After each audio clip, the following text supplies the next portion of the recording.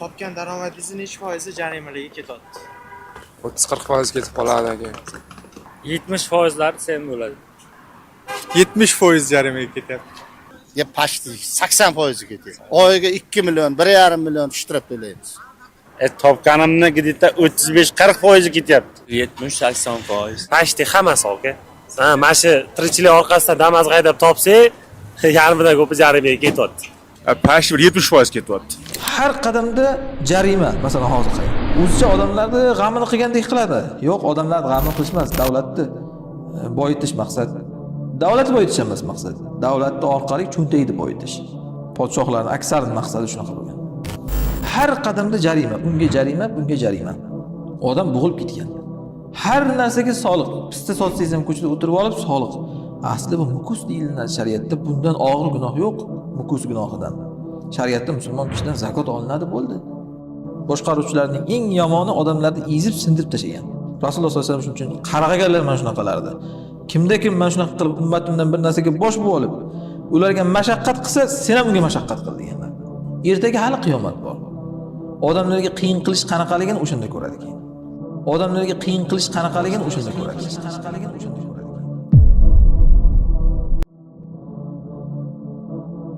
Boshliq odamga rifq kerak. Qo'l ostidagilarga. Bu faqat mana prezidentlarga, hokimlarga aytilayotgan gap emas. Avvalo o'shalar albatta. Hammamiz boshlig'imiz. Masalan, siz qo'l ostingizda bir 10-20 ta odam ishlaydi. Maktabda direktorsiz. Ishxonada bir 10 ta odamga boshliqsiz va hokazo. Har qachon bir narsada boshliqmisiz, qo'l ostidagilaringizga rifq qiling. Oyligingni olyapsanmi, endi ishlaysan deb uni iligi quriguncha ishlatmang. Rasululloh sollallohu alayhi vasallam hadisda aytganlar: "Inna sharrar ru'a al-hutama." Boshqaruvchilarning eng yomoni xutomalar deganlar. Xutoma degani sindiruvchi degani. Bu nima degani? Masalan, siz cho'ponsiz tasavvur qiling. Qo'ylarni qo'raga olib kelishingiz kerak yoki tog'ga olib borib o'tlatib kelishingiz kerak. Maqsad o'sha yerda qo'ylarni toqqa olib borish va tog'dan qaytarib olib kelishmi faqat? Urib tepib qo'ylarni tog'dan do'malatib yorib, nechtasi o'lib ketgan, yo'llarda nechtasini mashinalar bosib ketgan, nechtasi bir-birining tagida qolib o'lib qolgan. Ana shunaqa qilishmi maqsad? Olib borib kelishmi bo'ldimi? Boshqaruvchi cho'pon shunaqa bo'ladimi? Yo'q. Eng yomon cho'pon shunaqa deganlar. Bu faqat sindirish uni vazifasi. Olib boradi, olib keladi, sinib ketadimi, ezilib ketadimi, o'lib ketadimi ishi yo'q uni.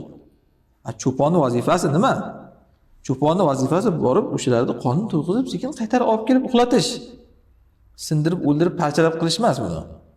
Ana shuni Rasululloh sollallohu alayhi vasallam boshqaruvchilarga misol qilib aytganlar.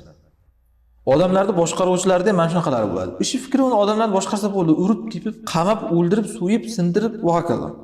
Axir odamlar yashash kerak. Odam u ham hayvon emas, hayvon bo'lsa ham bunday qilish mumkin emas. Yo'q, tushunmaydi. Har qadamda jarima, masalan hozir qarang. O'zicha odamlarni g'amini qilgandek qiladi. Yo'q, odamlar g'amini qilishmas, davlatni boyitish maqsad. Davlatni boyitish emas maqsad. Davlatni orqali cho'ntakni boyitish.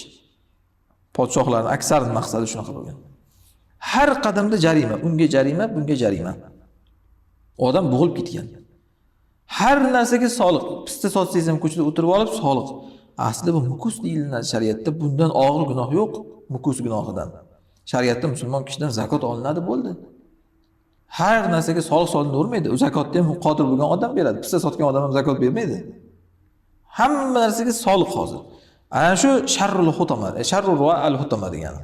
Boshqaruvchilarning eng yomoni odamlarni ezib sindirib tashlagan. Rasululloh sollallohu alayhi vasallam hadisda aytganlar: "Allohumma man waliya min amri ummati shay'an fashaqqa alayhim fashquq alayhi. Va man waliya min amri ummati shay'an farafiqa bihim farfuq bihi." Allohim, men ummatimdan meni qaysiki bir kishi ummatimdan bir ishga boshliq bo'lsa-da, ularga qiyinchilik qilsa, unga sen ham qiyin qilib qo'y deganlar. Ummatimdan kimda-kim bir ishga boshliq bo'lsa-da, keyin ularga rifq qilsa, sen ham unga rifq qil deganlar. O'zini hayotini o'zi qiynaydi ana shunaqangi boshliqlar. Bugun dunyoda o'zi qiynaladi.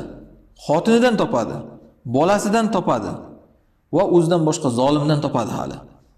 Ertaga hali qiyomat bor. Odamlarga qiyin qilish qanaqaligini o'shanda ko'radi keyin. Odamlarga har narsasiga ezib hisobga olish, niyatigacha uni jazolash, unday qilmoqchi ekansan, bunday qilmoqchi ekansan deb qamash 10 yillab, 20 yillab. Ana shunda qiyomatda ko'radi o'zini ham Alloh qanday jazolaydi. Bitta nashida eshitgani shu odamlarni olib qamab olganlar, ertaga ko'radi, bitta qo'shiq eshitgani uchun Alloh uni qanaqa jazolaydi. Rasululloh sollallohu alayhi vasallam shuning uchun qarg'aganlar mana shunaqalardi. Kimda-kim mana shunaqa qilib ummatimdan bir narsaga bosh bo'lib olib, ularga mashaqqat qilsa, sen ham unga mashaqqat qil deganlar. Kimda-kim ummatimdan bir ishga boshliq bo'lganda yumshoqlik qilgan bo'lsa, sen unga yumshoqlik qil deganlar. Yumshoq boshliqqa Alloh ham yumshoqlik qiladi hisobidan. Ertaga Allohning oldida turish bor. Boshliq bo'lib o'tib ketdi emas maqsad. Bugun bu narsani ichki hayotimizda ham, masalan, qaynona qaynotalar, o'zingning ham qizing bo'lishi mumkin. Ertaga u ham kimnikigadir kelin bo'lib tushadi borib. Qizing bo'lmagan taqdirda ham o'g'lingning qizi bo'lar. U kimnikigadir kelin bo'lib tushadi borib. Odamlarning qizlari ham qizi uni. Uni ham sal yumshoq muomala qil. Sochi supurgi emas senga. Qo'li belkuragi emas uni. Hammaga o'zining bolasi unga hurmatlik. Seni ham bolang shu ahvolga tushishni istamasang, birovning bolasiga yumshoqlik qil. U ham uxlasin, u ham yeb ichsin. U ham o'ynab kulsin eri bilan. Ko'rolmay ketadi ba'zi qaynotalarni ko'rasiz. Kelin kulmasligi kerak. Kelin eri bilan o'ynashib yotgan bo'lsa, endi o'ldi. Herigina bo'lib qopsan deb ezaveradi. Shular o'zi ham bir vaqtlar kelin bo'lmagan majiblanasiz shunaqangi qaynonalar. Ko'pincha bular bo'lgan, o'zi mana shunaqangi zulm ko'rgani uchun alamini endi kelindan oladi navzubillah. Bu zanjir qachon tugaydi unda? Sen keliningdan olasan, kelining ham ertaga qaynona bo'lib ham kelindan olsa, qachon tugaydi bu zanjir? Hamma bir-biriga shunaqa zulm qilib yuraveradimi? Maqsad inson boshliq. Rasululloh hadisda aytganlaridek kullukum ra'in va kullukum mas'ulun an ra'iyatihi deganlar. Hamma boshliq, faqat prezidentlar boshliq emas. Hammamiz boshliqmiz va hammamiz qul ostidagimizdan so'raymiz unga qanaqa muomala qilganimizni. Rasululloh sollallohu alayhi vasallam hadisda aytganlar haruma alannar kullu hayyinin layyin sahlin qarib minan nas. Yumshoq, oson, muomalalik, odamlarga yaqin kishi jahannamga harom deganlar. Alloh shunaqangi odam jahannamga harom qilgan. İstemaysizmi shunaqa odam bo'lishlikni?